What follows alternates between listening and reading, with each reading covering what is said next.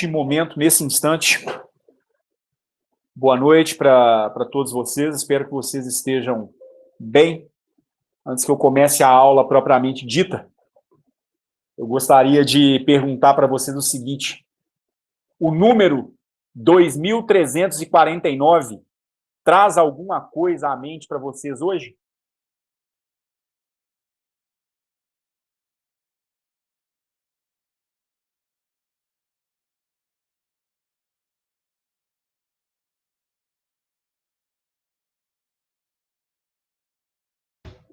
Não, Edson. Gente, 2349 hoje é o número de pessoas que oficialmente faleceram via Covid de ontem para hoje.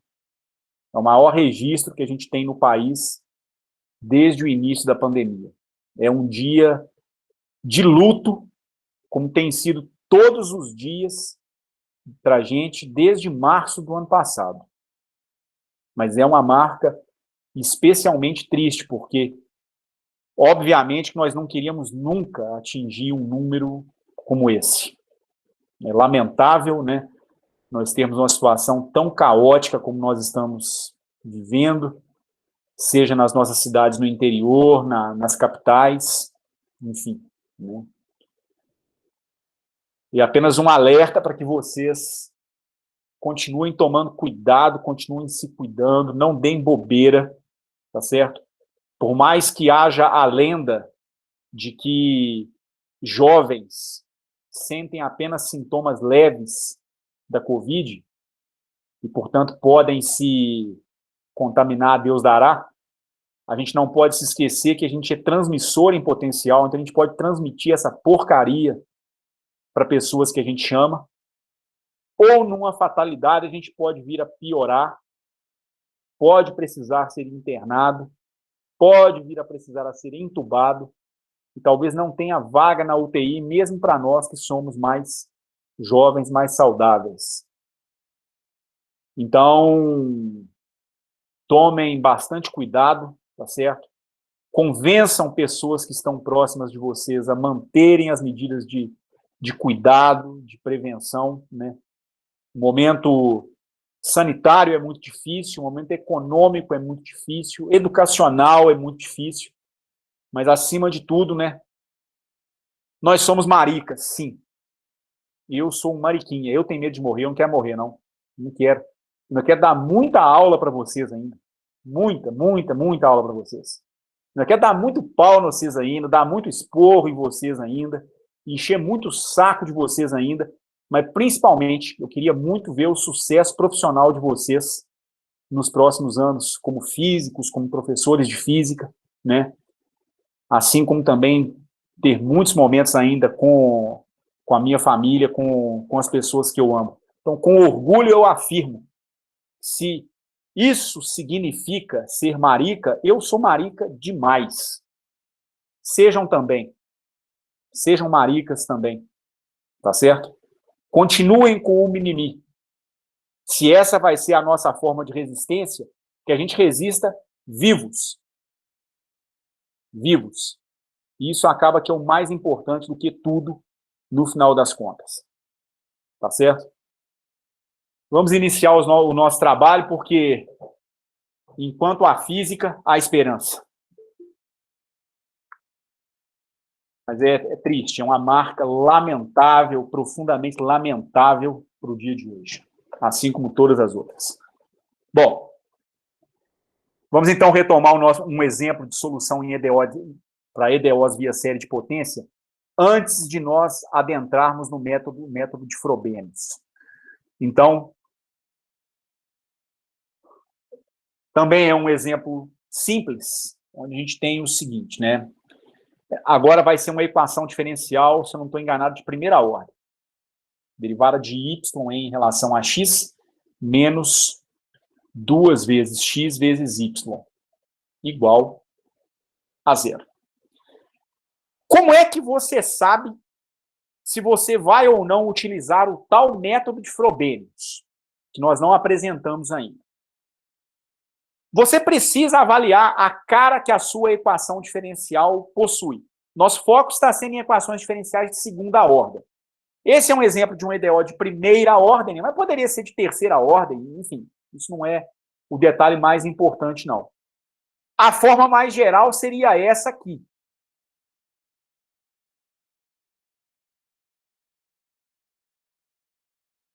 A derivada segunda, se for um EDO de segunda ordem, né, da sua função em relação a x, mais uma função b de x sobre a de x vezes dy dx, mais uma função c de x sobre a de x vezes a função que você quer encontrar y de x, igual a uma função resposta, vamos dizer assim, r de x, que é igual a uma outra função b dividido por a de x. Por que eu digo que você tem que olhar antes para a forma geral? Você precisa avaliar essas funções que aparecem como coeficientes da sua equação diferencial e verificar se existe alguma restrição no domínio delas. Então, no nosso caso, eu não tenho a derivada segunda, eu tenho uma derivada primeira. Então, a minha função que multiplica a derivada primeira seria igual a 1 vezes dy dx, menos 2x, seria o c dividido por a, y de x. Isso aqui igual a 0. Importa, então, analisar esses coeficientes aqui. O 1 e o 2x. Essas duas funções, elas não possuem nenhuma restrição. 2x tem um domínio ilimitado, o domínio da função 2x é o conjunto R, não há nenhuma restrição.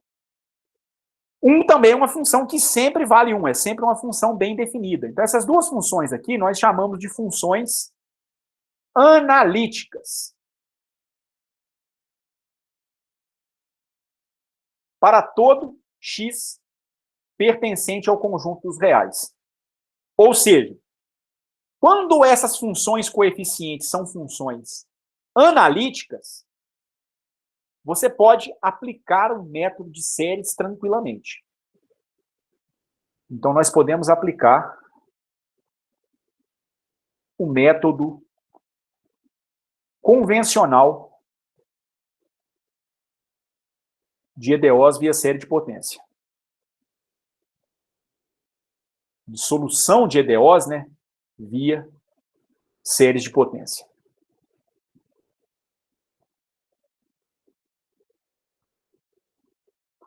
Digamos que eu tivesse um contra-exemplo que fosse esse aqui.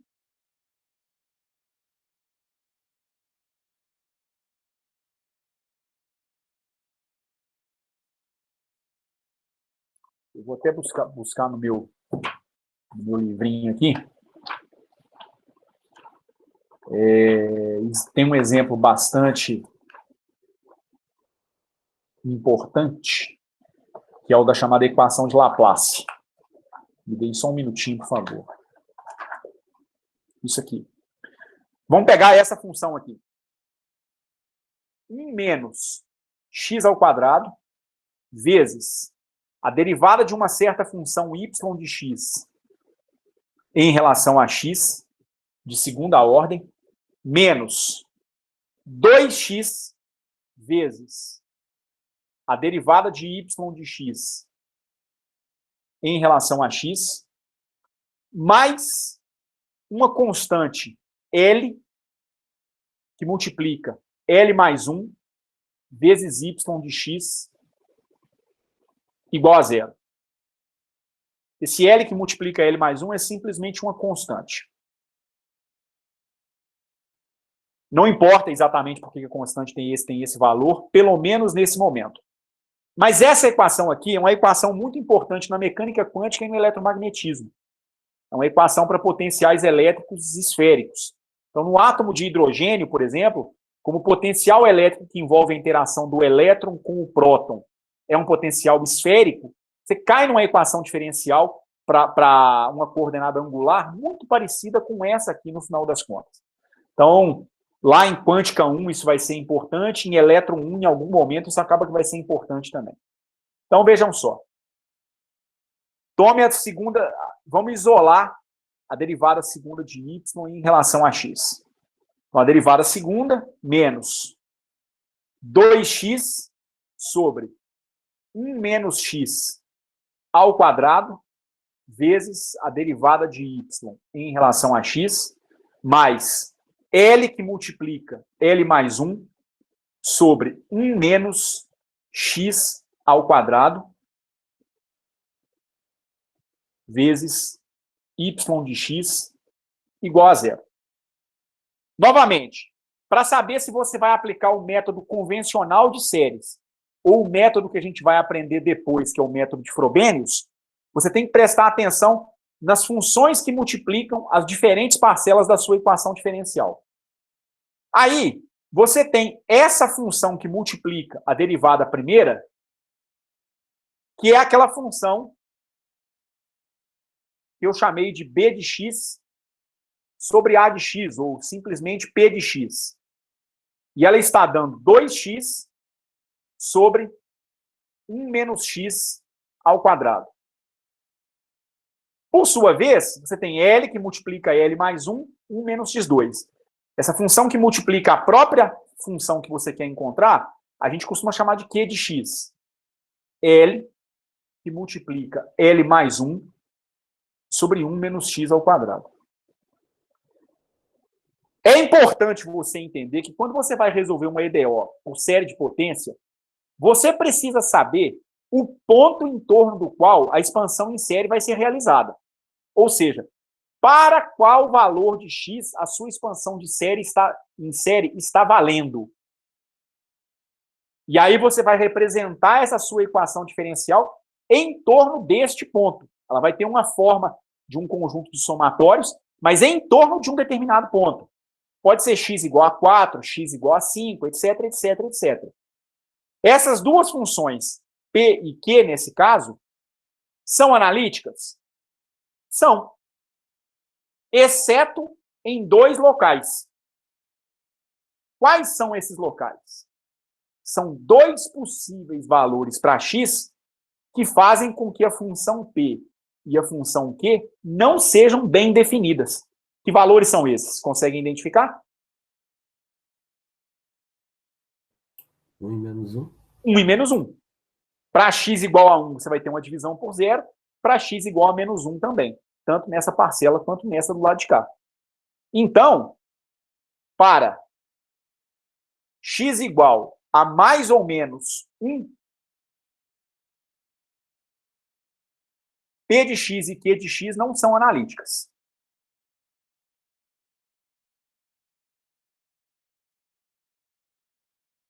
E daí?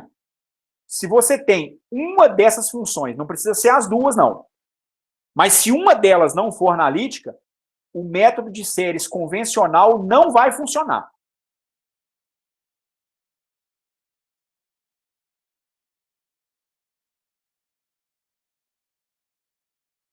E não serve. Então, em torno desses pontos aqui, em torno dos pontos singulares, que são os pontos onde as funções deixam de ser analíticas, né, as funções coeficiente, dá para encontrar uma solução para essa equação diferencial, sim. Mas a série que você utiliza não é um método de série convencional, tipo série de Taylor, série de McLaurin. É um método que você vai utilizar, que é o chamado método de Frobenius.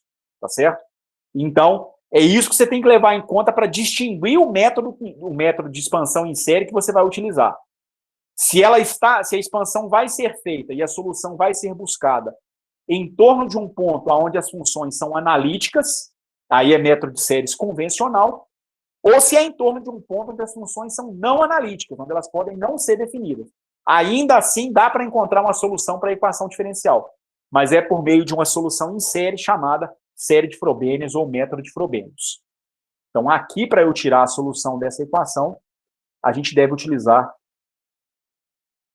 o método de Frobenius.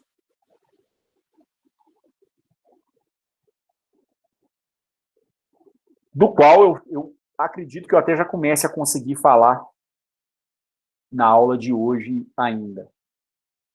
Tá certo? Por hora, para a gente pegar um pouquinho mais de traquejo, eu vou resolver um exemplo, que é aquele que eu tinha proposto inicialmente.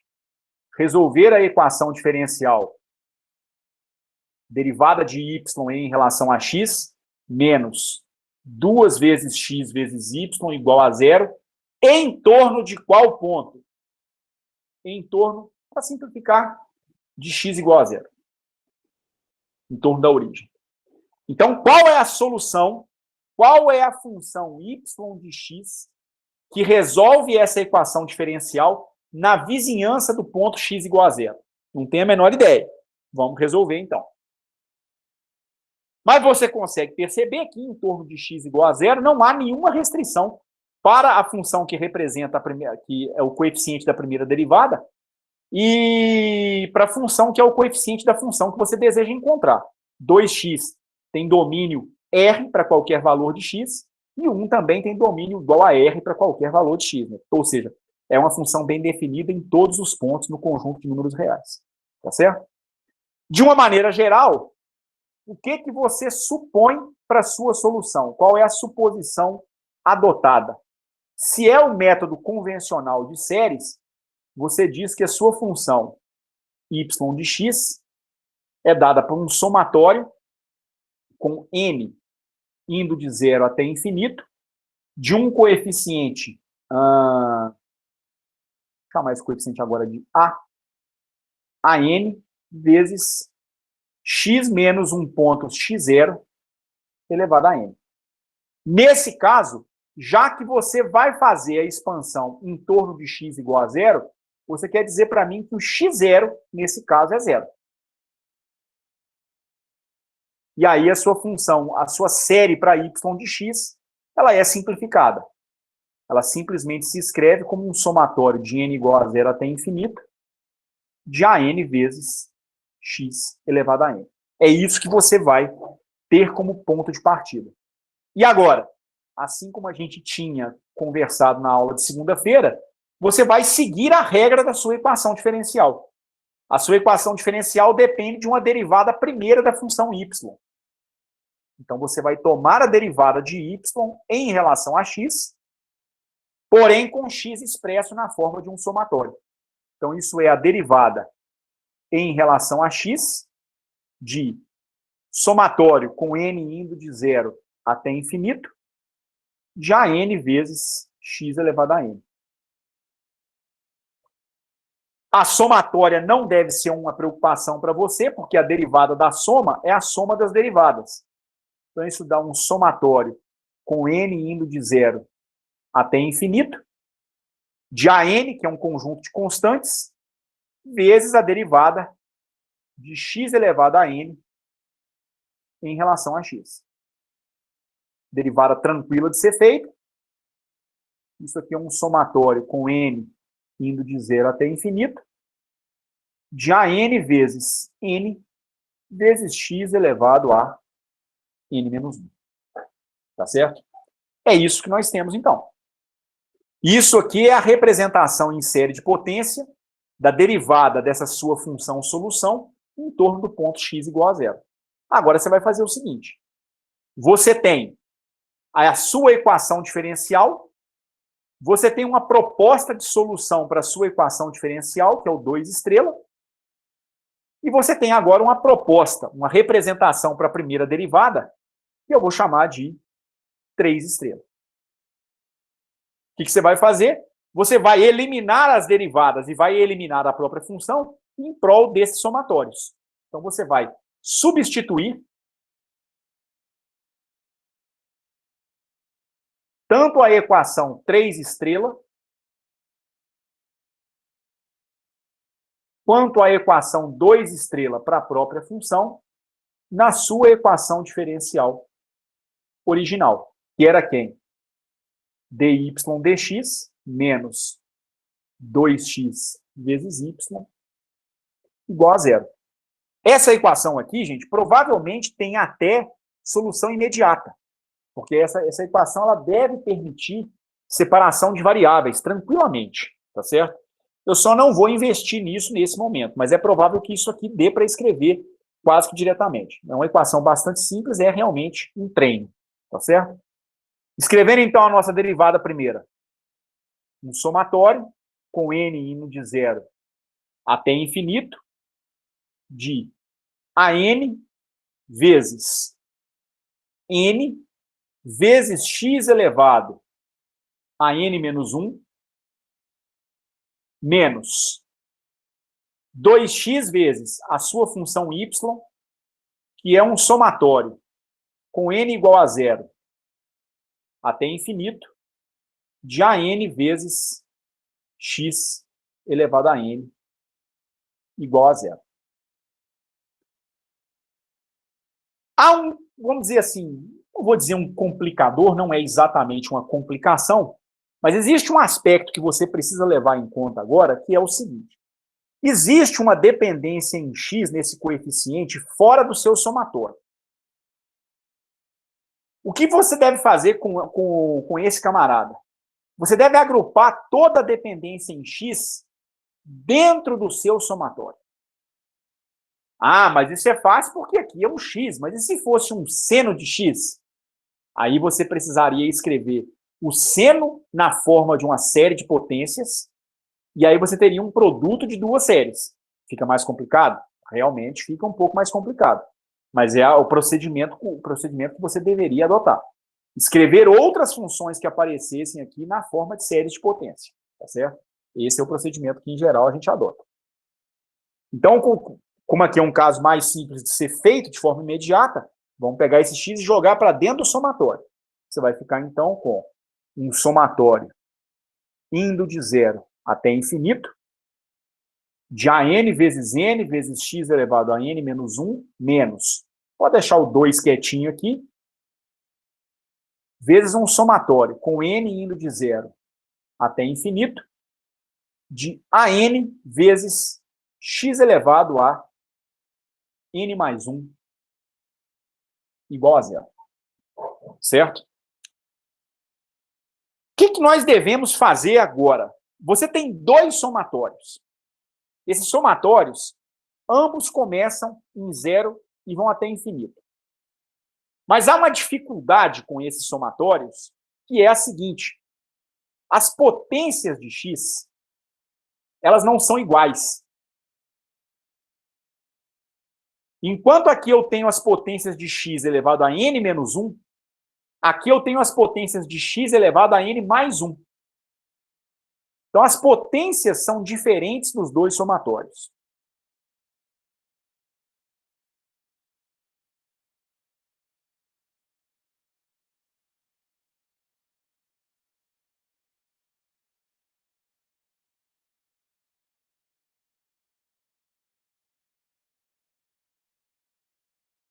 É necessário tornar os dois somatórios, ou as duas potências, melhor dizendo, compatíveis. Existe um truque para tornar esses dois somatórios compatíveis, mas eu vou fazer o procedimento pé de boi que eu utilizei na aula de segunda-feira. Tá? Eu vou abrir os dois somatórios inicialmente.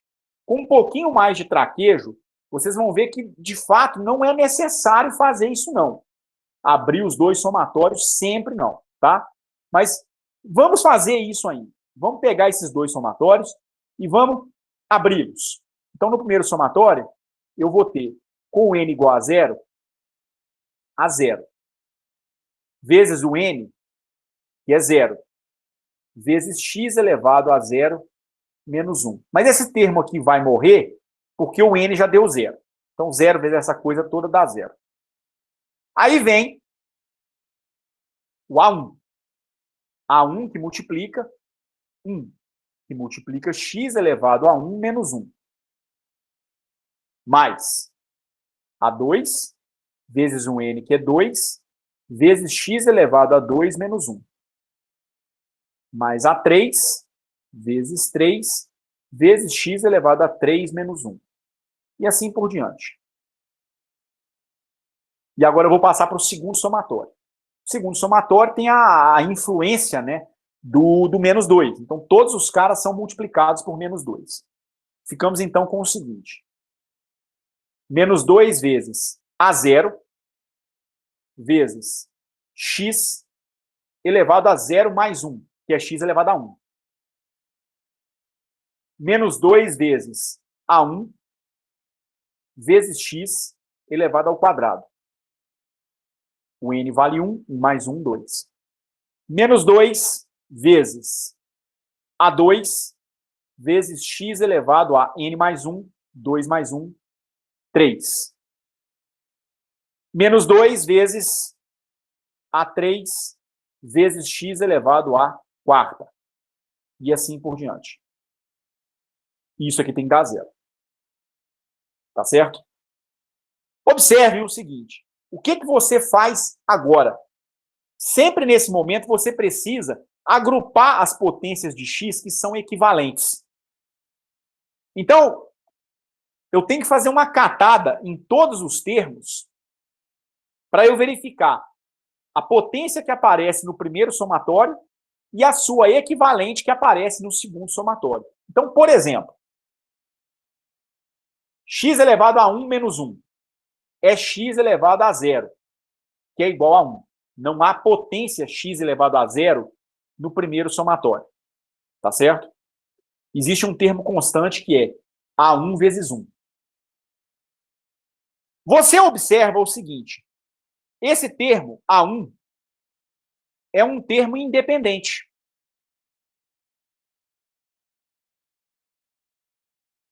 No sentido dele ser independente de x.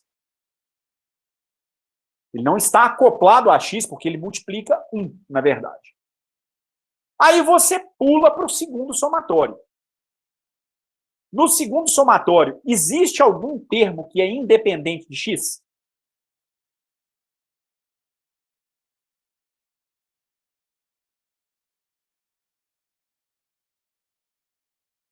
Tem gente? Não? Não tem. Não. Na melhor das hipóteses, você poderia somar um 0 aqui. Então, A1 menos 2 vezes 0, que não faz diferença nenhuma, tem que dar um termo independente aqui à minha direita. Tem que dar 0. A1, portanto, tem que ser 0. Então, esse coeficiente A1 ele já foi determinado. Reparem que isso vai fazer com que o A1 aqui no segundo somatório morra também. Mas como a gente não chegou nesse cara ainda, vamos passar para a próxima parcela. Aí na próxima parcela a gente fica com o seguinte. 2 vezes A ao quadrado vezes x elevado a 1. Então, 2 vezes A ao quadrado é o coeficiente... Perdão. 2 vezes A2, né? 2 vezes A2 menos 2 vezes A0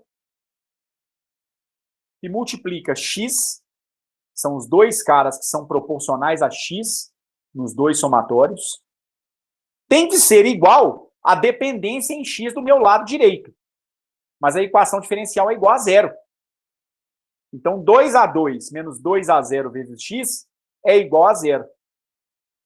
Como isso aqui tem que ser verdade independente do valor de x, você conclui que 2A2 menos 2A0 tem que ser igual a 0, A2 tem que ser igual a 0. Então, se você conhecer o valor do A0, o coeficiente A2 está automaticamente determinado. Então, na sua série, o A2 é igual a constante A0, o A1 é 0. Vamos tentar obter o A3. A3 é um coeficiente de x ao quadrado. Então, eu ficaria com o seguinte. 3 que multiplica A3 menos 2 vezes A1 que multiplica x ao quadrado. Isso aqui tem que ser igual a dependência em x ao quadrado do lado direito. Mas não tem dependência em x ao quadrado do lado direito. Porque a equação diferencial é homogênea. O lado direito dela é 0. Então, isso aqui tem que ser igual a 0. Isso aqui tem que ser 0, não importa o valor de x. perto de x igual a zero. Pode ser 0,1, 0,001, 0,000089. O resultado dá zero independente do valor de x. O x tem que ser próximo de zero, tá certo? Mas você já disse para mim que o A1 é zero. Então, se o A1 é zero, por consequência, você vai ser obrigado a concluir que o A3 vai ter que ser zero também. Vamos passar para o próximo termo. O próximo termo vai envolver as potências de x ao cubo. Aqui eu ficaria com 4A4.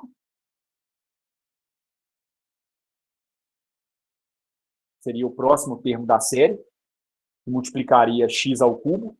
E aqui eu teria menos 2A2. Então, 4A4 menos 2A2, que multiplica x ao cubo igual a zero. O resultado tem que ser zero para todo valor de x, próximo de zero. Então, você vai concluir o seguinte. O A4 guarda uma relação com o A2. A4 tem que ser 2A2 dividido por 4. Simplifico 2 com 4, obtenho 2. Mas como o A2 é igual ao A0, isso aqui dá A0 dividido por 2. Está obtido, então, o valor do A4. Provavelmente não será nem necessário, mas eu acho que não custa calcular mais um coeficiente ímpar. O A1 deu 0, o A3 deu 0, então eu já posso esperar que, muito provavelmente, o A5 vai dar 0 também. Vamos lá, vamos conferir, não custa conferir. Como aqui deu 3A3x ao quadrado, 4A4x à quarta, x ao cubo, daria 5A5x à quarta. Então, 5A5, que seria o termo da derivada, que multiplica x à quarta. Vamos pegar o coeficiente do x à quarta aqui no segundo somatório. 2A3.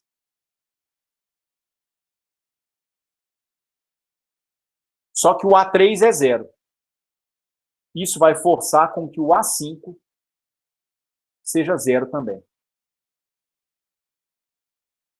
E aí você já pode tranquilamente fazer a generalização. O A1, isso é como se fosse uma semente. Se a semente zera, não tem como nascer árvore. Então, zerando o A1, o A3 vai ser zero, o A5 vai ser zero, o A7 vai ser zero. Então, eu já poderia dizer da seguinte maneira, de uma forma geral,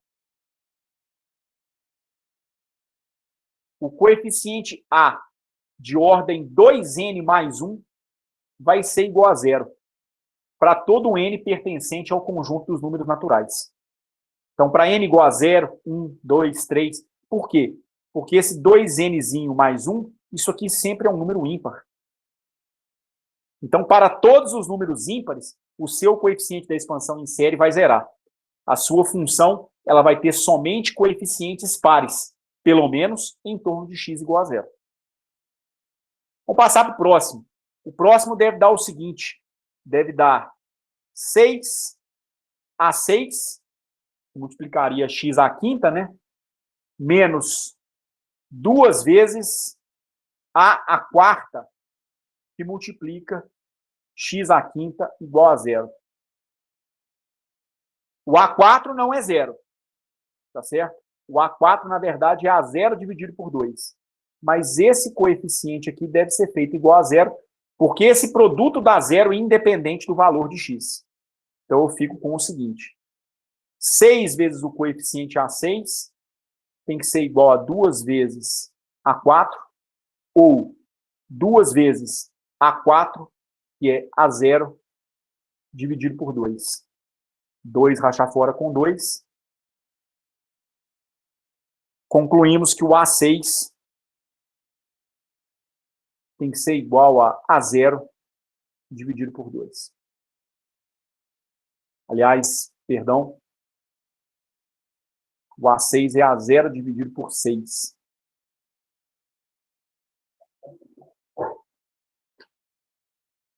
Tá certo? Dá para se encontrar uma relação geral no final das contas? Dá. Dá para se encontrar uma relação geral, sim. Vocês podem perceber o seguinte: quando você pega os coeficientes pares e também os ímpares, sempre existe uma defasagem de 2 unidades entre a primeira e a segunda parcela. O 4 se relaciona com o 2, o 5 com o 3, o 6 com o 4. Então, o 8 vai estar com o 6, o 7 com o 5, e assim por diante. Por que isso está acontecendo? Isso tem a ver com a diferença que existe nos dois somatórios.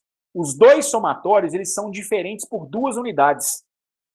Tá certo? Esse aqui tem 2 unidades de contagem a mais do que esse aqui.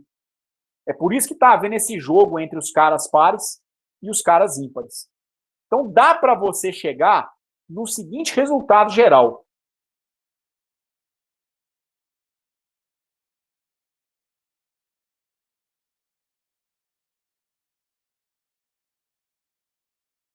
Quando você olha o padrão que apareceu aqui em cada análise que você fez, você observa o seguinte: sempre aparece um número multiplicado por um coeficiente daquele próprio número. 3A3, 4A4, 5A5, 6A6. Por sua vez, do lado de cá aparece 2 vezes A com o N 2 unidades menor. Então, de uma maneira geral, a gente tem isso aqui.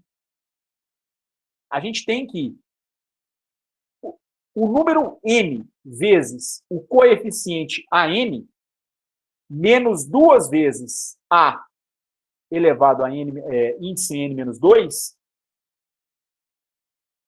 isso aqui é igual a 0. Abrindo para nós o seguinte cenário. O coeficiente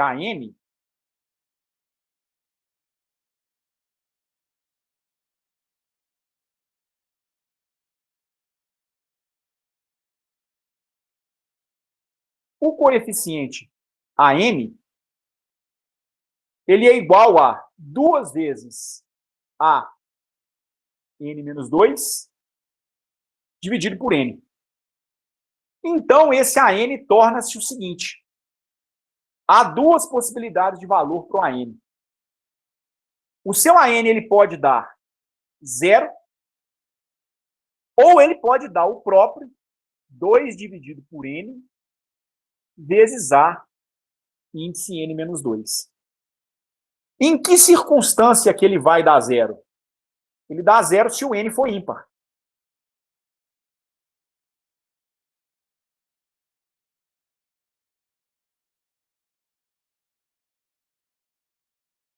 Porque aí o A1 é 0, né? Até nem faria sentido colocar o N aqui igual a 0, porque daria o A menos 2. Não faz sentido não ter... Não, na expansão usual em série de potência, não tem índices negativos. Tá certo? Então, o N teria que ser maior ou igual a 0. Então, se o N for 3, por exemplo, eu teria um A1 relacionado com o A3. Mas o A1 é 0. Força o A3 ser 0. O A3 ser 0, força o A5 ser 0. O A5 ser 0, força o A7 ser 0 e assim por diante. Então, para N's ímpares, o coeficiente AN sempre vai dar 0. Se o N for par, aí não, você pode ter 2N vezes AN menos 2, tá certo? Para N par maior ou igual a 2. Tá certo? Maior ou igual a 0, na verdade, né? O 0 também pode ser contado nesse caso. O A0 não é 0. Certo? Daí o A2 não vai ser 0, o A4 não vai ser 0, e assim por diante. Ok? Olha, Oi. o N não pode ser 0, não. Pode estar dividindo por N ali. Ah, é, rapaz. Tem essa... E também ele teria que ser maior ou igual a 2, né? Para N maior ou igual a 2. Então tem esse problema por conta do 0. Isso é verdade, você tem razão. Então N maior ou igual a 2, o N não pode ser igual a 0, tá certo? Nessa relação, porque senão eu faria uma divisão por 0. Tá certo? Quer dizer, você constrói, obtém a constante a 0.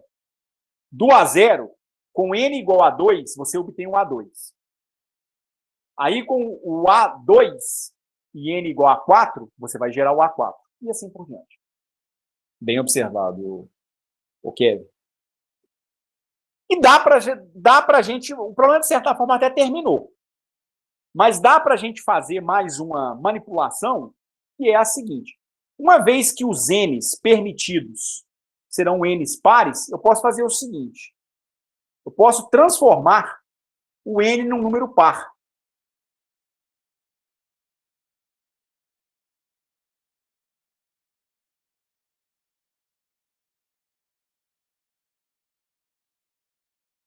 Basta eu escrever o n como sendo 2 vezes um número m, com m sendo pertencente outra vez ao conjunto dos números naturais. Tá certo? Todo número natural multiplicado por 2, ele torna-se par. Com isso, o seu coeficiente AN, ele vai se transformar num coeficiente A de ordem 2m. Tá certo? É um índice 2m que eu estou utilizando. Aí o m pode valer 1, 2, 3, 4. Quando multiplicado por 2, sempre vai dar um número par. Aí isso dá A2m igual a 2 dividido por 2m vezes o AN menos 2, ou A que multiplica 2n menos 2. 2m, perdão. 2m menos 2. Posso fazer a simplificação. Aqui tem que ser o n asterisco, né? É bom ficar claro, né? Senão, de novo, eu vou ter o m igual a 0, né? Não posso, né? Fazer a divisão por 0. Isso aqui dá 1 sobre m vezes A de ordem 2m menos 2. Tá certo? Esse, então, é o coeficiente geral da sua série. A2m igual a 1 sobre m vezes A de ordem 2m menos 2. Que até poderia ser escrito da seguinte maneira. Como que eu poderia escrever o coeficiente de ordem 2m menos 2? Vocês reparem o seguinte. Se eu estou calculando o coeficiente 2m, aqui embaixo o número que aparece é o m. No nosso caso, eu tenho 1 sobre m vezes A que multiplica 2, que multiplica A índice 2, que multiplica m menos 1. Como que eu poderia escrever esse camarada aqui? Poderia utilizar uma expressão semelhante.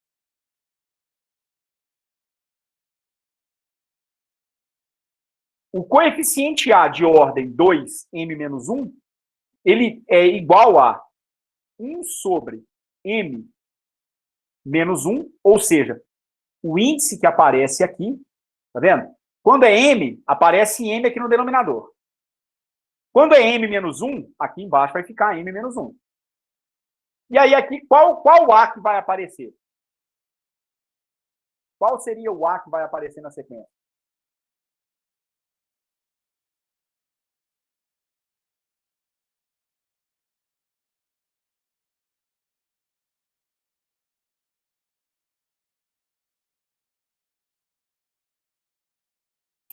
A de 2, que multiplica m menos 2? Ou 2m menos 4? Eu tava falando em parênteses, né? Não, eu acho que eu entendi. É só para todos terem uma noção melhor do que você quis dizer. Isso aqui, Kevin. Isso. Alguém consegue enxergar ou não entender o porquê que eu estou escrevendo esse índice aqui? O que eu quero que vocês percebam é o seguinte. O coeficiente que aparece do lado que aparece à minha direita, ele é 2 unidades menor do que o que aparece à esquerda. Aí agora, eu estou tentando utilizar uma fórmula de recursão. Aí eu estou escrevendo a expressão para o coeficiente 2, m menos 1. Esse m menos 1 seria um m'. Então seria um A2 m'. daria 1 sobre m', 2m' menos 2. Então, daria 2 vezes m', que é m menos 1, menos 2 unidades. Que dá, aliás, 2m, né? Perdão. Que dá 2m menos 2 menos 2, 2m menos 4. Por isso que eu escrevi a relação dessa forma. Claro que talvez vocês não estejam entendendo aonde eu quero chegar. Mas essa manipulação que eu fiz aqui, deu para entender? Ingrid, Amanda, eu não sei se o Paulo está ouvindo. Zé Luiz, não sei se está presente. O Vitor disse que não entendeu, mas eu não sei se foi antes de você explicar ou depois disso. Vitor Herivelton? Ô, Vitor, se manifesta aí no chat, por favor, cara. Qual o ponto exato que você não entendeu, cara?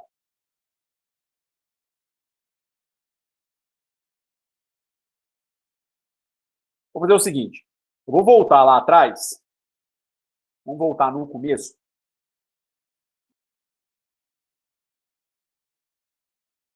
Vitor, até este ponto aqui, em que eu construí a relação geral para os coeficientes A.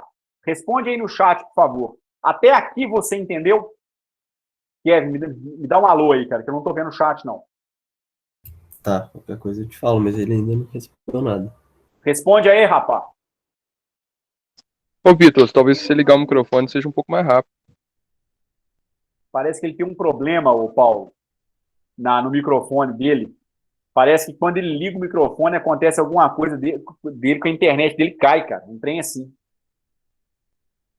Ah, sim. Divinópolis é uma terra de louco, cara. Não, é uma terra de louco. Não é para se desconfiar que isso aconteça, não. Um computador divinopolitano vai dar pau mesmo, cara. Pensa bem, se ligar o microfone e a internet cair, tem de doido, cara. Ele respondeu isso, que eu acho que é sobre o microfone, mas não falou nada sobre o exercício. Vitor, vou te perguntar mais uma vez. Eu estou abrindo a lousa mais uma vez, cara. Até esse ponto em que eu construí a relação geral para os coeficientes AN, em termos para os N's ímpares e para os N's pares. Até esse ponto você conseguiu entender?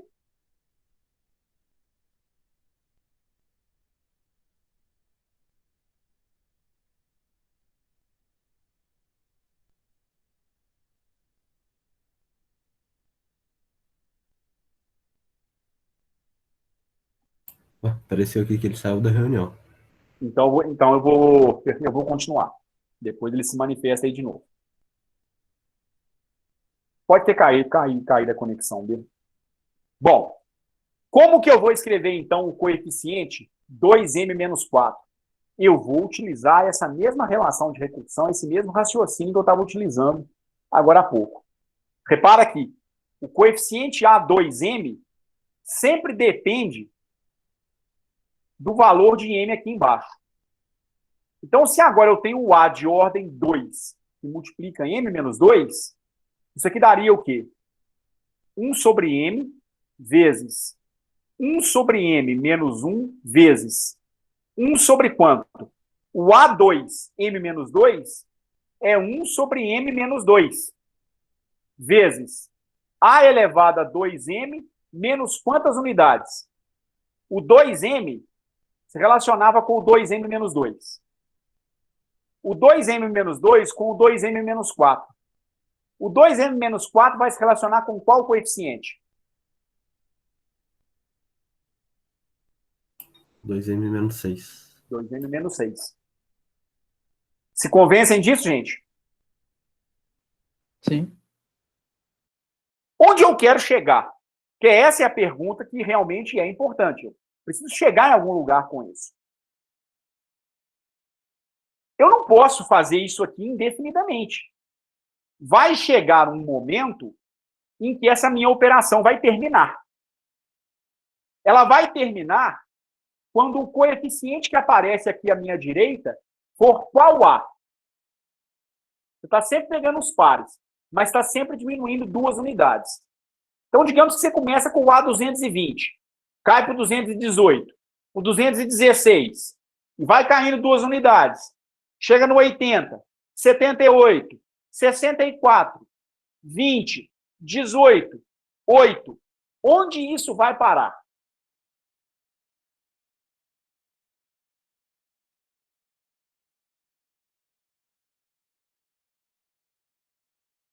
No A0. No A0.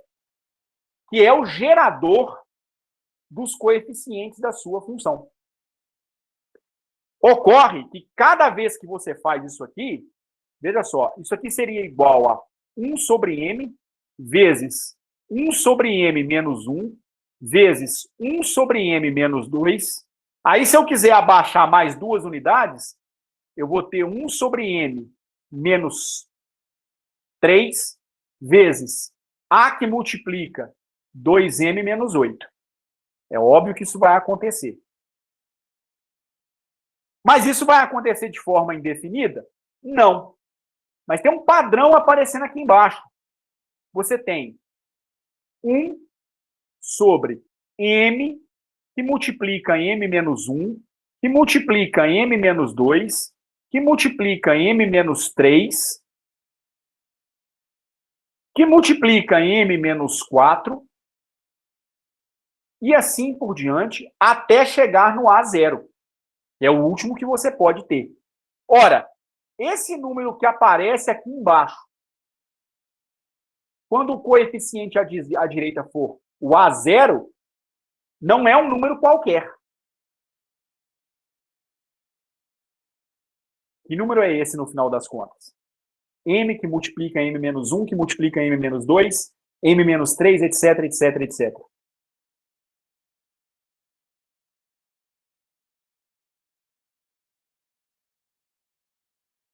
M fatorial. É o M fatorial vezes A0.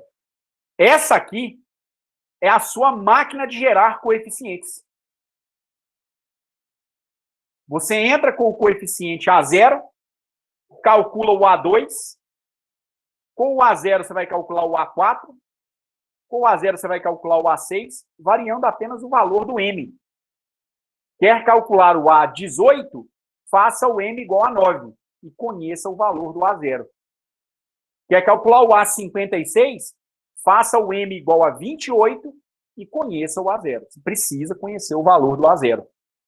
Mas é razoável. Trata-se de uma equação diferencial de primeira ordem.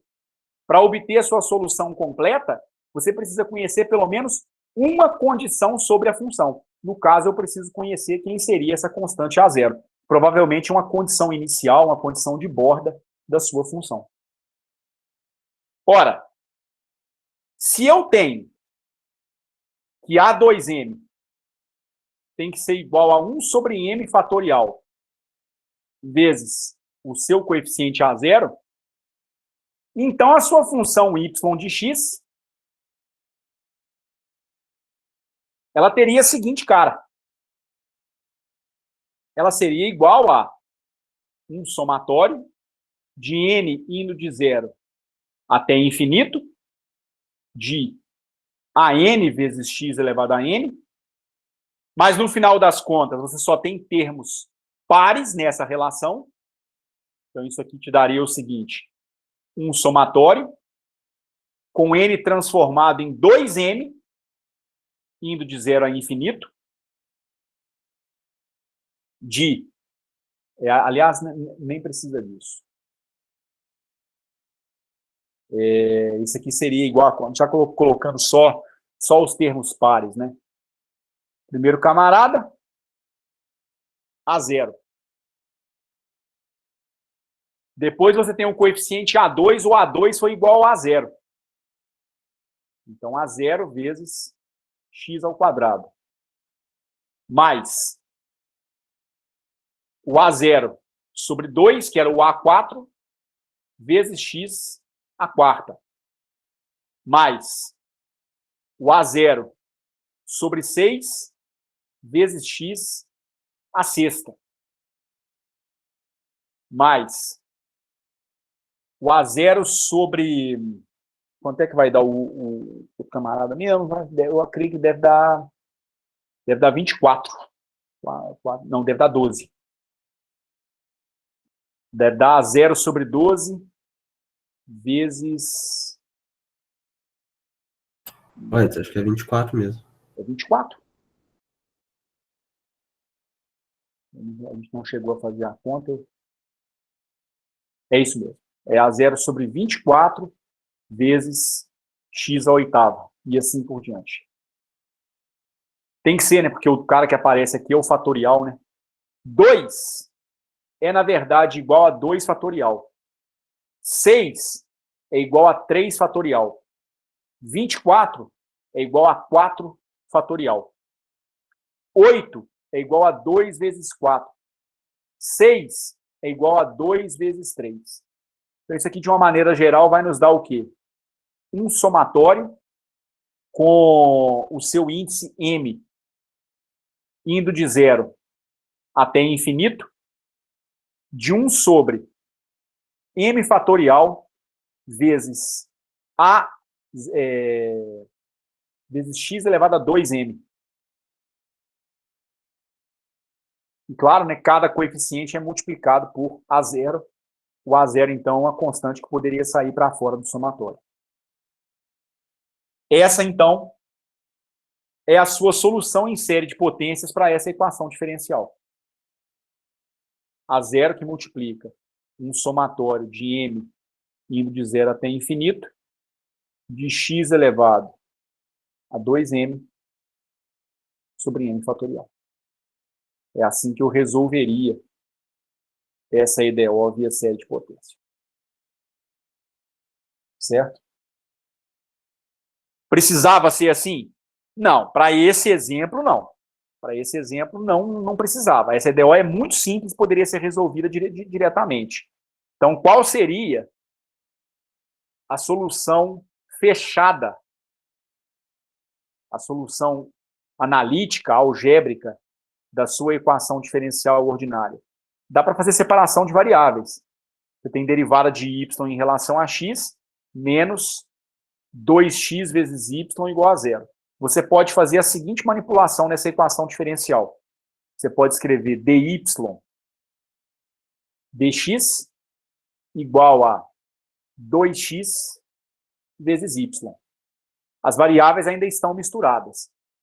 Você poderia fazer dy dividido por y igual a 2x vezes dx. O que valeria multiplicar os dois lados dessa relação por dx? Pronto.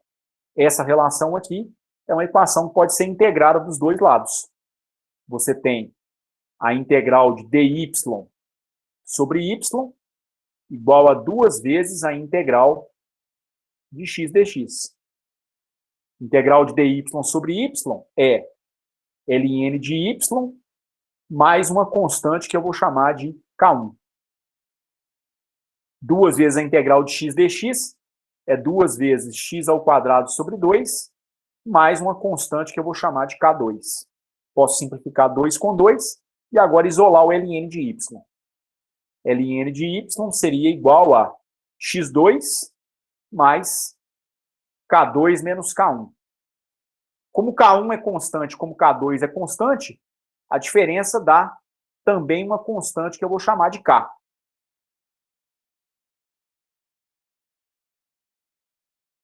Para isolar o y, né, toma a função exponencial dos dois lados. Y tem que ser igual a exponencial de x ao quadrado mais k. Isso dá exponencial de k vezes a exponencial de x ao quadrado. Essa é a função que você queria encontrar. Isso aqui é uma nova constante que eu vou chamar de azão.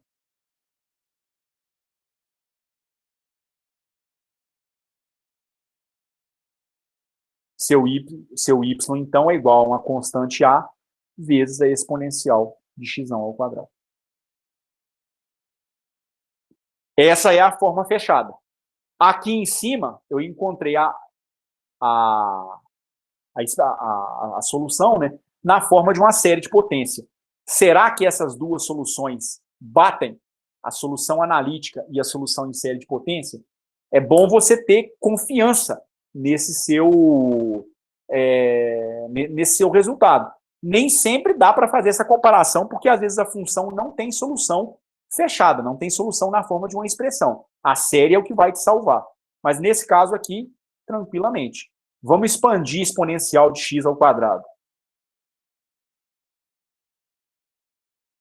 Expandindo a exponencial de x ao quadrado em série de Taylor,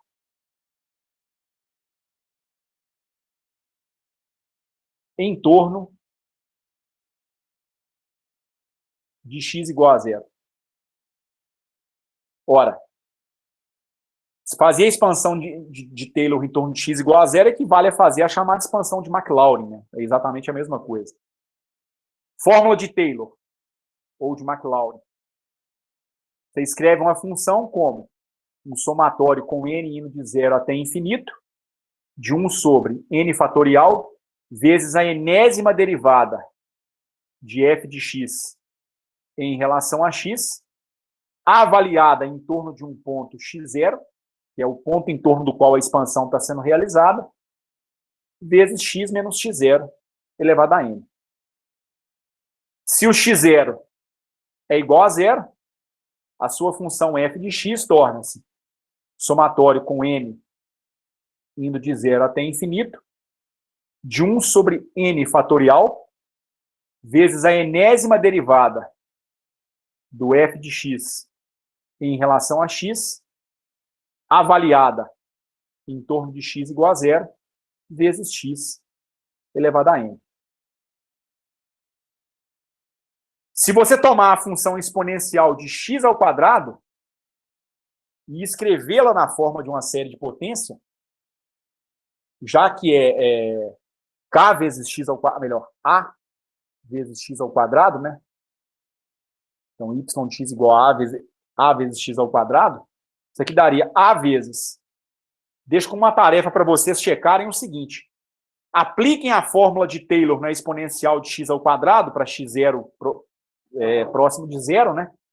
Que vocês vão verificar que a exponencial de x ao quadrado expandida em série de Taylor vai dar 1 mais x ao quadrado mais 1 sobre 2 fatorial x à quarta mais 1 sobre 3 fatorial x à sexta mais 1 sobre 4 fatorial x oitava. Pode aplicar a fórmula de Taylor que vocês vão ver que vai dar esse resultado. Então, isso dá a vezes, o que é isso aqui no final das contas? Um somatório num índice m, indo de zero até infinito, de 1 sobre m fatorial de 0 é 1, fatorial de 1 é 1, fatorial de 2 é 2, de 3 é 6 e assim por diante. De x elevado a 2m. A mesma relação que nós encontramos aqui em cima. Corroborando com o nosso resultado. Mas eu insisto para vocês, não é todo o resultado que a gente consegue escrever dessa forma fechada, tá certo? Mas aqui, até porque a equação era muito simples de ser resolvida, uma equação diferencial de primeira ordem, e muito simples de ser resolvida, muito provavelmente ela teria solução fechada. E teve, né? Obtivemos facilmente via método de separação de variáveis. Antes que eu prossiga, no exemplo, ou em alguma passagem que eu fiz nesses últimos instantes, vocês têm alguma dúvida, alguma coisa que vocês querem que eu repita?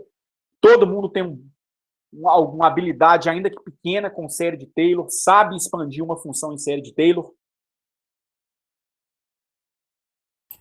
Por mim, sim. Tranquilo. Tô tranquilo, Edson. Tranquilo? Podemos seguir, então? Sim. Então, agora chegou o momento da gente aprofundar a nossa discussão. O que será que acontece quando as funções que multiplicam as suas derivadas, ou a função que você quer encontrar na sua equação diferencial, não são analíticas?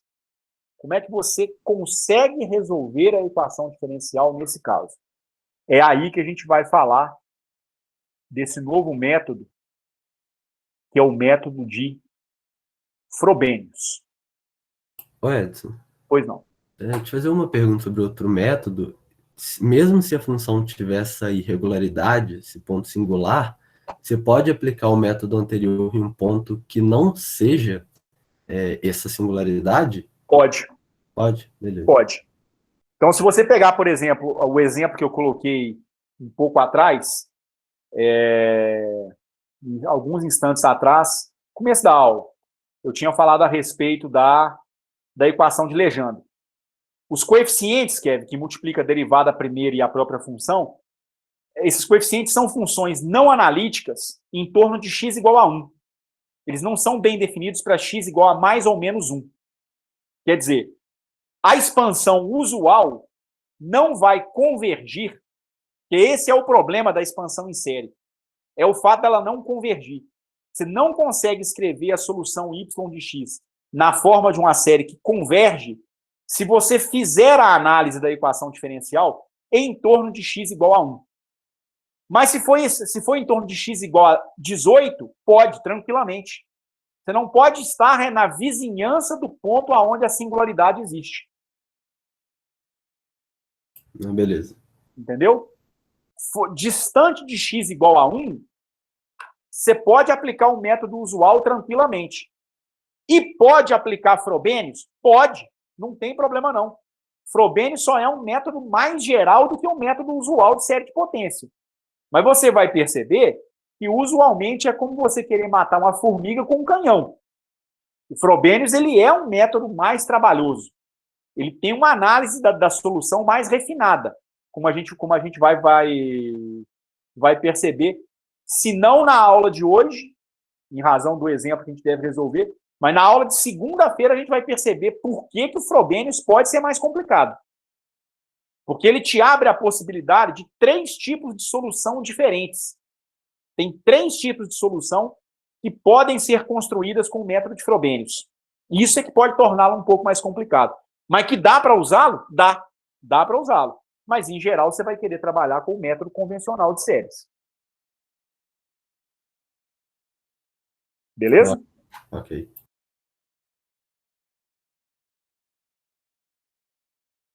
Então,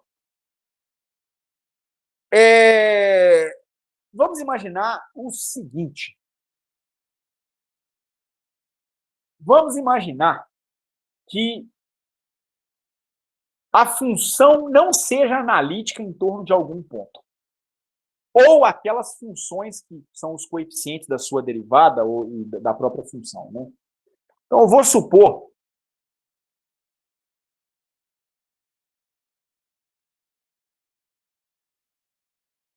uma equação diferencial onde ou o y de x ou as funções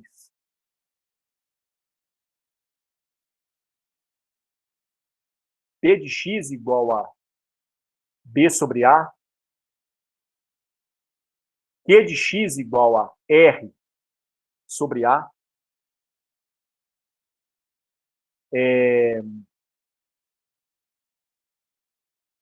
r de x igual a d sobre a. Aqui não é r sobre a, não, desculpa. Aqui, na verdade, seria c sobre a, que é o coeficiente da própria função y.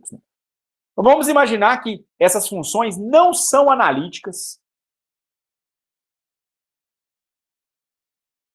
Quando eu quero dizer, então, que as funções não são analíticas, para quem tem menos traquejo com essas definições, eu simplesmente quero dizer o seguinte: as funções não são definidas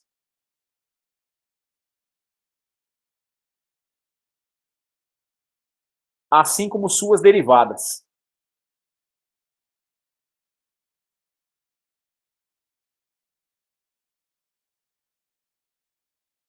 Em torno de x igual a a.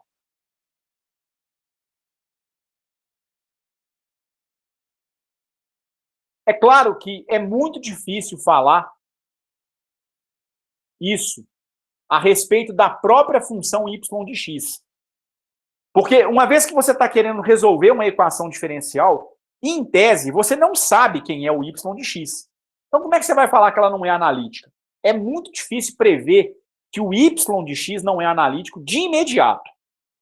Mas dá para perceber aquelas funções que são coeficientes na sua EDO, né? Como nós estamos tratando basicamente de EDOs de segunda ordem, seria aquela função P de x, que multiplica a primeira derivada, mais Q de x, que multiplica a própria função, igual a uma função R de x. Então, a gente está dizendo o seguinte, nós estamos querendo dizer que uma situação em que essa função e essa função não são analíticas. É difícil dizer a respeito da própria função, porque ela não é conhecida. E, na verdade, é ela que você quer encontrar. Certo? Vejam bem. Parece ser apenas uma bobagem o que eu estou escrevendo aqui, mas vocês conseguem entender em toda a sua profundidade por que é importante que a função seja analítica, assim como, ou seja, que ela seja definida, que ela exista naquele ponto, assim como as suas derivadas? Vocês conseguem entender o porquê disso dentro do contexto da análise de solução via série de potência que a gente está fazendo?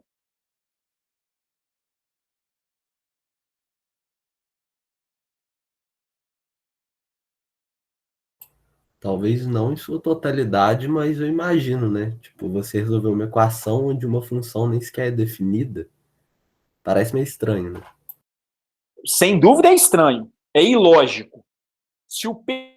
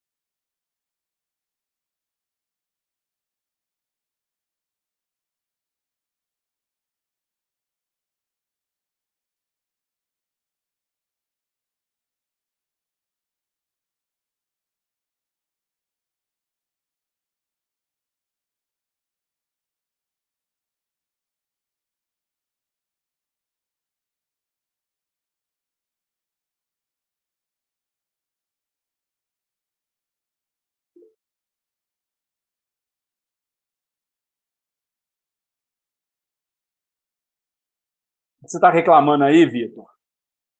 Para de chorar, rapaz.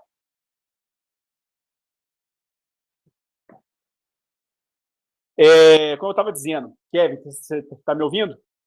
E os demais? Sim, sim. Qual é a importância desse negócio de você afirmar que a função e suas derivadas têm que ser definidas?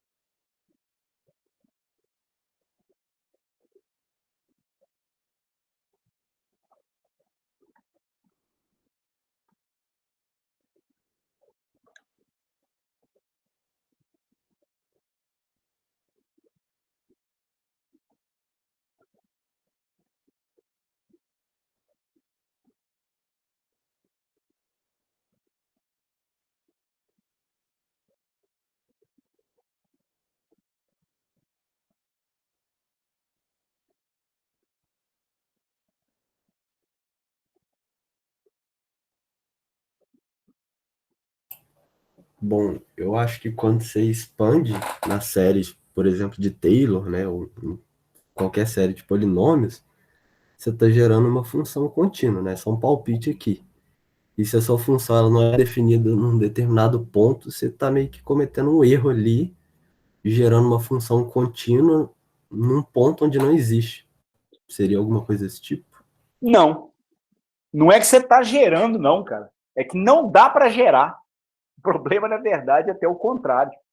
Não dá para gerar. Você não consegue escrever a função como uma série de potência num ponto que ela não é definida, Kevin. A questão é essa. Pegue a fórmula de Taylor, que eu mostrei, que eu relembrei em instantes atrás.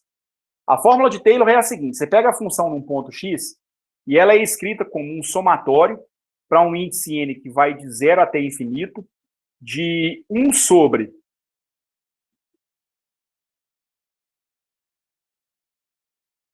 n fatorial vezes a enésima derivada de f de x em relação a x, para x avaliado num certo ponto x0, vezes x menos x0 elevado a n. Sua função, então, vai ser isso aqui. 1 sobre 0 fatorial vezes a derivada de ordem 0 da função em relação a x, avaliada em x igual a x0, vezes x menos x0 elevado a 0, primeiro termo da série, mais 1 sobre 1 fatorial vezes a derivada de primeira ordem de f de x em relação a x, avaliada em x igual a x0, vezes x menos x0 elevado a 1. Mais 1 sobre 2 fatorial vezes a derivada segunda de f de x em relação a x, avaliada em x igual a x0, vezes x menos x0 elevado ao quadrado. E assim por diante. Em outras palavras, quando você vai escrever a função na forma de uma série de potência, você precisa conhecer a derivada da segunda ordem naquele ponto. Então, ela tem que existir naquele ponto, ela tem que ser derivável 2 vezes naquele ponto. Tem que ter a primeira derivada naquele ponto. Tem que ter a derivada de ordem 0. O que é a derivada de ordem 0? É a própria função. É a própria função naquele ponto. A gente exige que as funções P e Q sejam analíticas, por quê? Eu mostrei para vocês que a derivada segunda de y vai ser escrita na forma de uma série de potência. Então, você supõe uma série de potência para esse cara. Supõe uma série para esse aqui. Supõe uma série para esse. Digamos que você tem a seguinte equação diferencial.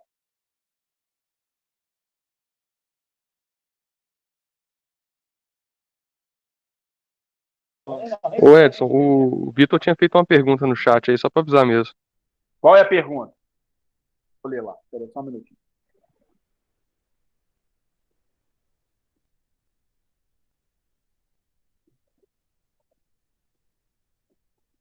Ô, Vitor, não, cara.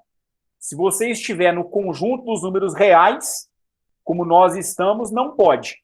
Você não tem essa possibilidade de fazer o salto, não. Quer dizer, você não pode fazer a expansão usual via série de Taylor. Não quer dizer que você não pode fazer uma outra expansão. Tá certo? Em torno daquele ponto. Mas não é expansão em série de Taylor. Entendeu? Na verdade, é a expansão em série de Loran, que você aprendeu alguma coisa lá em métodos B. Aquela lá vale em torno de um ponto onde a função não é analítica.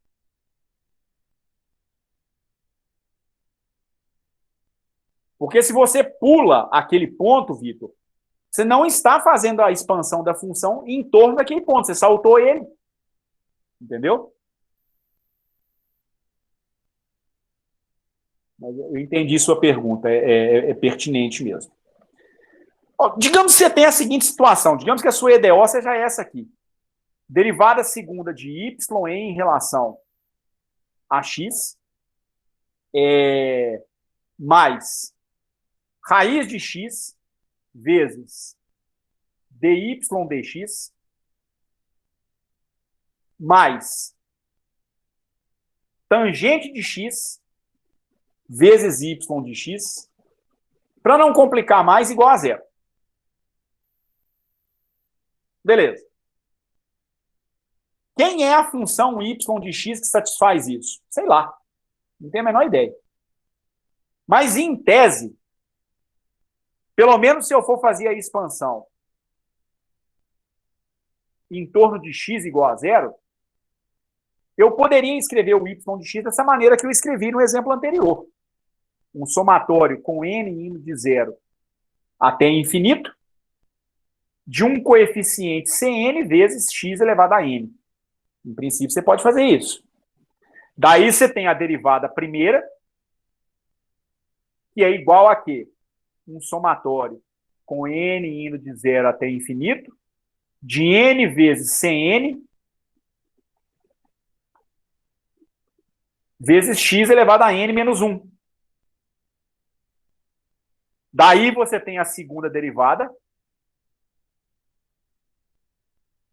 que é igual a um somatório de n indo de zero até infinito, de n que multiplica em n menos 1, Cn, x elevado a n menos 2. Usualmente é isso que você faz. Mas os dois exemplos anteriores que a gente escreveu, eles são muito simples. O primeiro exemplo, que foi de segunda-feira, ele não tinha a derivada primeira. Tinha a segunda derivada e a própria função. No lugar de uma tangente, tinha uma constante. Olha a simplicidade. Hoje eu resolvi um problema que é até mais simples. Não tem a segunda derivada, tem a primeira derivada. Aí aqui não aparece uma função mais complicada, como uma tangente, um logaritmo, não. Deu x vezes y, ou menos 2x vezes y, algo assim. O x já é um polinômio. Ele já está escrito na forma de uma série. Então, o que acontece é o seguinte. O que você usualmente faz? Você vai ter que escrever esses camaradas aqui na forma de séries, a função, a derivada e a sua segunda derivada, e substituir. Bom demais. Aí você vai ficar com o seguinte, somatório com n indo de zero até infinito, de n que multiplica em n menos 1, Cn vezes x elevado a n menos 2, beleza? Mais raiz de x vezes primeira derivada, somatório de n igual a zero até infinito, de n vezes Cn vezes x elevado a n menos 1, mais tangente de x vezes a própria função y de x, que é um somatório de n igual a zero até infinito, de Cn vezes x elevado a n, igual a zero. Os dois exemplos que se passaram são traiçoeiros, porque são exemplos onde eu não precisei expandir as próprias funções coeficiente na forma de série de potência. Como é que eu vou resolver esse problema aqui? Não vou mentir para vocês, não. Eu inventei um exemplo que eu não sei se tem solução via série de potência. Eu não sei. É provável que tenha, mas eu confesso que eu não sei. Em torno de x igual a zero, essa função aqui, a raiz de x, ela é complicada. Por quê? Porque a raiz de x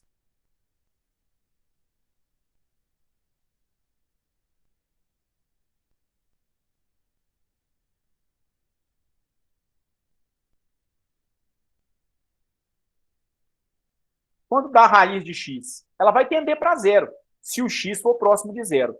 Ou seja, ela é bem definida.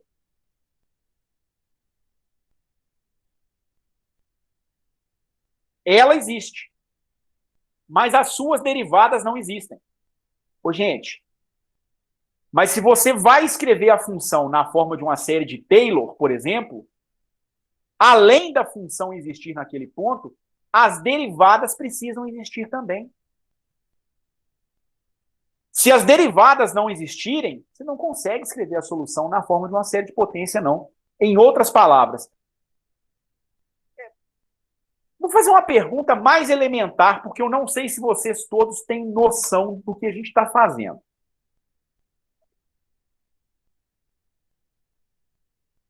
Quando Quando vocês aprenderam séries de potência lá no curso de, não sei se no curso de cálculo de equações diferenciais, vocês entenderam a utilidade da noção de série de potência? Vocês entenderam por que séries de potência são importantes?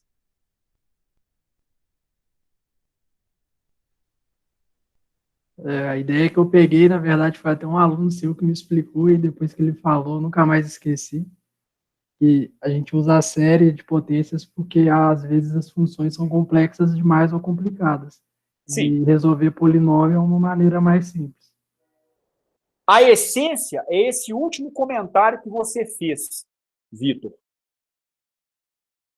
O que é lindo numa série de potência é você trocar uma desgraça de uma função complicada por um polinômio. É isso que é maravilhoso na série de potência. Pode ser muito difícil trabalhar com a tangente hiperbólica do seno ao cubo de x. Mas se você trocar isso por um polinômio, é muito mais fácil de trabalhar. Mas é necessário que o polinômio exista. E o polinômio existir significa que a sua série de potências, de Taylor, por exemplo, tem que existir. Se é uma série de Taylor, as derivadas têm que existir naquele ponto. Peguei a função raiz de x, que foi a primeira que me veio à cabeça. A raiz de x é bem definida, em x igual a zero.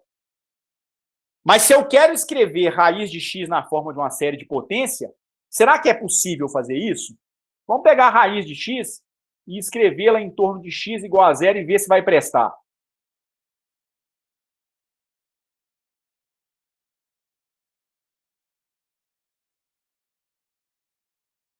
Ora, raiz de x vai ser o quê, então?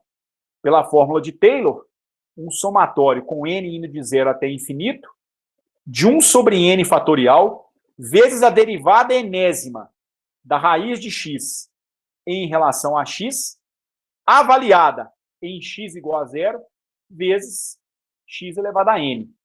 Porque eu já fiz o ponto de expansão, o ponto em torno do qual a expansão vai acontecer, ser o ponto x igual a zero. Isso vai me dar o quê? 1 sobre 0 fatorial, vezes derivada de ordem zero de raiz de x em relação a x, avaliada em x igual a zero, vezes x elevado a zero. X elevado a zero é igual a 1. Derivada de ordem zero significa não derivar, significa repetir a própria função. Então, o primeiro termo sempre é a função avaliada naquele ponto. É por isso que você está exigindo que a função seja bem definida naquele ponto. É que o primeiro termo da expansão em série de potências é exatamente a função naquele ponto. Raiz de x em torno de x igual a zero é raiz de zero. Que é zero. Então, a função é bem definida naquele ponto. Mas aí, já vai dar merda na primeira derivada. Porque você vai ficar com 1 sobre 1 fatorial vezes derivada da raiz de x em relação a x, avaliada em x igual a zero, vezes x elevado a 1. Eu não vou nem prosseguir com as derivadas de ordem superior, porque aqui já vai dar BO. O primeiro termo vai dar o quê? Vai dar zero, né? Porque isso aqui vai dar raiz de zero, que é zero. 1 sobre 1 fatorial é 1. Derivada da raiz de x, todo mundo sabe fazer direitinho, é 1 sobre 2 vezes a raiz de x. Maravilha! Você sabe calcular a derivada da raiz de x. Mas quanto é que essa derivada dá em x igual a zero?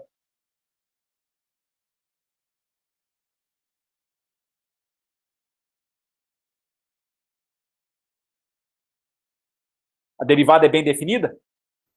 A indeterminação. Não é indeterminação, não, ô Vitor. É infinita. Tende ao infinito. Falei. É 1 sobre 2 raiz de zero. Então, isso aqui tende para infinito, se o x tende para zero. O x aqui em cima não está tendendo para zero, não, ô Vitor. Aqui já era x menos zero elevado a 1. Então, a primeira derivada não existiu. Sem primeira derivada, a função não tem expansão em série de potência em torno daquele ponto. Ou seja, no problema original, eu precisaria escrever uma série de potências para a raiz de x e uma série de potências para a tangente de x. Em torno de x igual a zero. A série para a raiz de x já fudeu já. Já não vai existir. Em torno de x igual a zero. Se fosse em torno de x igual a 4, maravilha, não tem problema nenhum. Mas em torno de x igual a zero, a primeira derivada não existe. E aí você pode ter certeza. A primeira derivada não vai existir, a segunda derivada não vai existir, a terceira não vai existir, nenhuma derivada vai existir. Então essa função não é analítica em torno de x igual a zero. Ela é problemática em x igual a zero. Se você fizer o próprio gráfico da função raiz de x, você vai perceber isso. É sempre bom ter essas análises completas para vocês terem compreensão do que vocês estão fazendo. Pense na função raiz de x.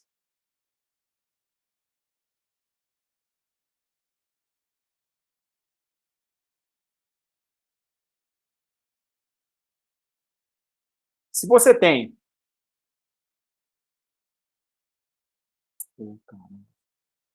Se você tem y igual a x ao quadrado, então seguramente o seu x vai ser raiz de y. Digamos que eu coloque o eixo x aqui, tá certo? E o y do lado de cá. Poderia trocar, né? Y igual a raiz de x, enfim, não tem problema nenhum. Como é que é a forma desse gráfico? Esse gráfico tem essa cara aqui, ó.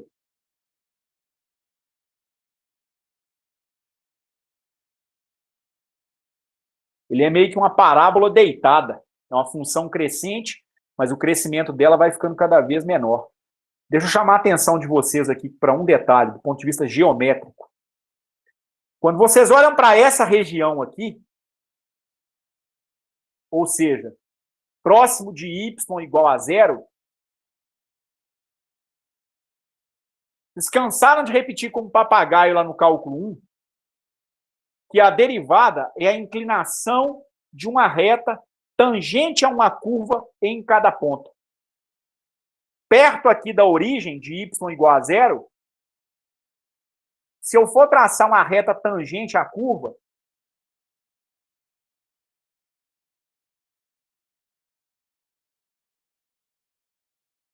digamos aqui, ela vai ter mais ou menos esse comportamento aqui, ó. Bem pertinho da origem, ela vai ser praticamente vertical. Qual que é a inclinação dela em relação à origem? Não é 90 graus? Sim. Sim, Tangente de 90 dá quanto? infinito. Então a derivada nesse ponto está dando quanto? Infinito. Por isso que a primeira derivada aqui não existe. É isso que está acontecendo. A primeira derivada em torno de x igual a zero para a função raiz de x não existe.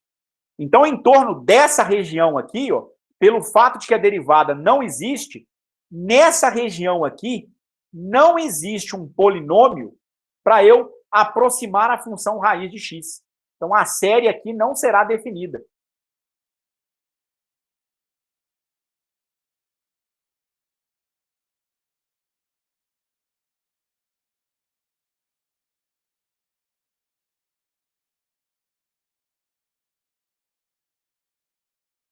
Em outras palavras, o método usual de séries não se aplicaria nessa equação diferencial. Frobenius pode ser aplicado? Talvez possa. Vamos ver, então, o que vai acontecer com o método de Frobenius. Eu tinha suposto o seguinte. Caso a equação diferencial tenha coeficientes, tenha funções não analíticas, então, se as funções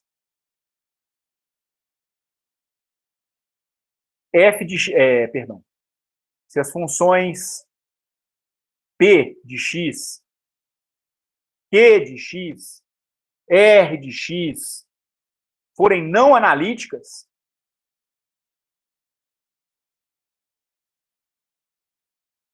o método usual de série de potência não vai funcionar.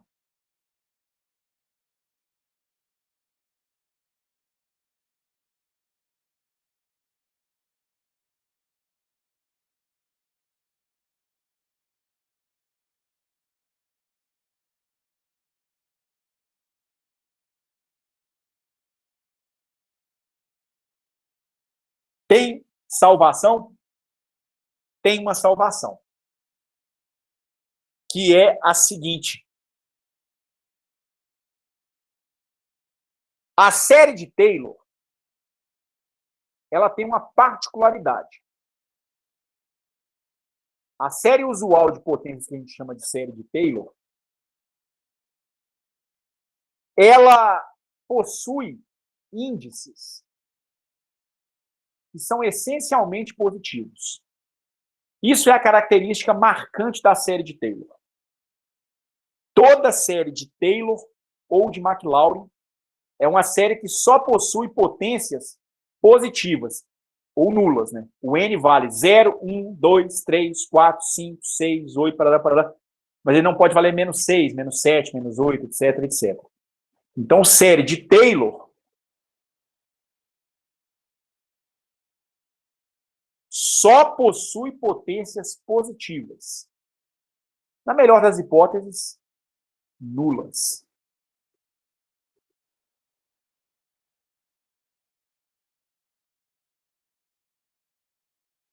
O método usual, então, não vai funcionar. Mas há um tipo de série que funciona. Infelizmente, isso não é essencial para vocês aprenderem o método, não. Eu posso garantir para vocês. Mas esse é um aspecto que vai acabar ficando um pouco mais claro até em métodos B, quando vocês fizerem métodos B. Porque é lá que a gente realmente vai aprender a construir um outro tipo de série que tem tanto coeficientes positivos quanto coeficientes negativos, que é a chamada série de Loran. A série de Loran permite que você tenha a solução perto de um ponto em que a função é não analítica. Não analítico. É um outro tipo de série de potência, então. Mas o que a gente vai precisar aqui, eu garanto que vocês vão entender, não é dependente do que vem no métodos B lá na frente, não, tá certo? Mas é um outro tipo de série que, no final das contas, vai originar o método de Frobenius. Então, existe um outro tipo de série, que é a chamada série de Loran. Essa série admite potências negativas na expansão.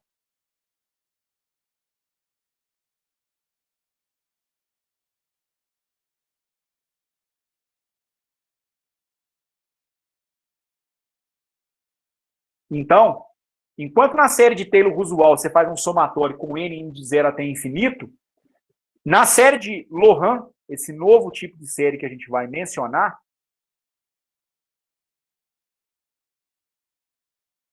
você tem que a sua função y de x também pode ser escrita em torno em termos de um somatório, porém o índice ele admite potências negativas.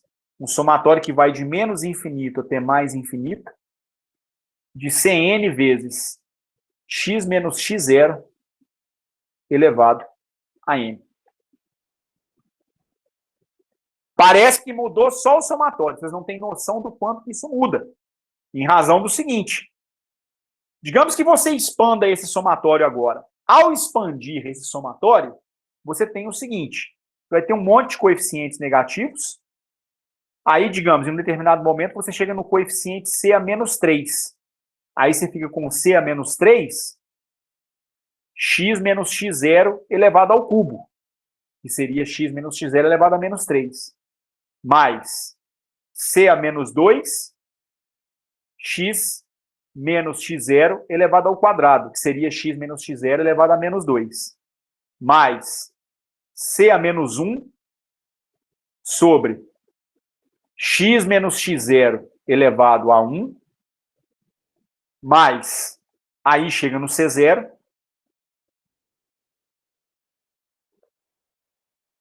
mais C1, x menos x0 elevado a 1, mais C2, x menos x0 elevado ao quadrado, mais etc, etc, etc. Quer dizer, para você poder construir uma expansão em série de potência em torno de um ponto onde aquelas funções são não analíticas, você precisa de um tipo de série que admite índices negativos. Essa série é chamada de série de Loran. Não é, então, uma expansão em série de Taylor que, no final das contas, a gente vai implementar. É uma série que nós denominamos de série de Loran, tá certo? Nós não vamos ter tanto problema com o cálculo desses coeficientes, não, entendeu? Então, dá para a gente implementar o método de Frobenius sem entrar a fundo em série de Loran. Porque o problema de entrar em série de Loran é que, primeiro, eu tenho que ver variáveis complexas, que é conteúdo lá do método B, tá certo? Isso não é necessário no nosso contexto aqui, por isso que essa ordem acaba sendo invertida, tá certo? Então, não se preocupem. Por enquanto, esse é apenas um nome e é um novo tipo de série com o qual a gente vai trabalhar, tá certo? A gente pode colocar dessa forma. O fato é o seguinte, a partir desse contexto, o que acontece é o seguinte. O que o método de Frobenius vai fazer? Ele vai se basear na série de Loran para implementar a seguinte série de potência.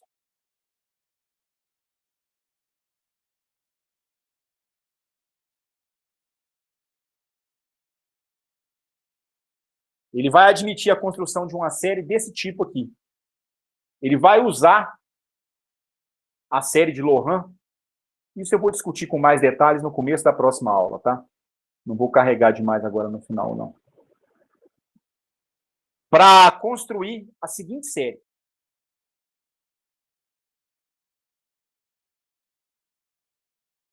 Então, a partir da série de Loran, você consegue mostrar que é possível construir uma solução em série em torno de um ponto não analítico, um ponto singular, que tenha essa cara aqui. Sua função y de x ela fica sendo igual a uma potência de x elevado a um certo parâmetro s, vezes um somatório que vai com n indo de 0 até infinito, de Cn vezes x elevado a n. Com a exigência de que o coeficiente C0 seja diferente de 0. E esse S aqui é a chave do método de Frobenius. Esse S aqui é uma constante a ser determinada.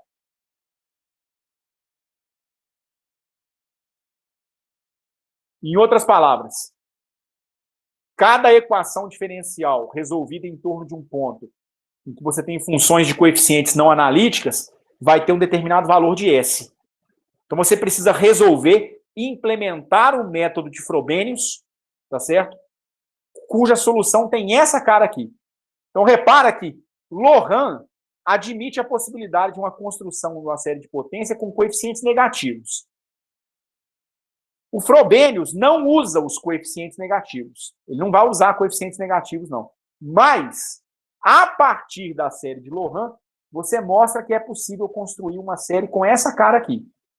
É como se fosse o pedaço usual da série de Taylor vezes x elevado a s. Esse x elevado a s vem lá da série de Loran. Tá certo? E aí, na próxima aula, a gente vai verificar o seguinte. Como é que você constrói as soluções de uma equação diferencial via série de Loran? Aí eu vou discutir com um pouquinho mais de detalhes, não muito, tá certo? Para não carregar muito na parte de variáveis complexas de série de Loran. Por que você vai chegar nessa expansão para o método de Frobenius? Por que é essa a expansão que a gente deve utilizar? Tá certo? Como são 10 para 11, gente, eu vou parar por aqui, tá certo? Eu encerro por aqui hoje, eu vou encerrar a gravação nesse instante, ok?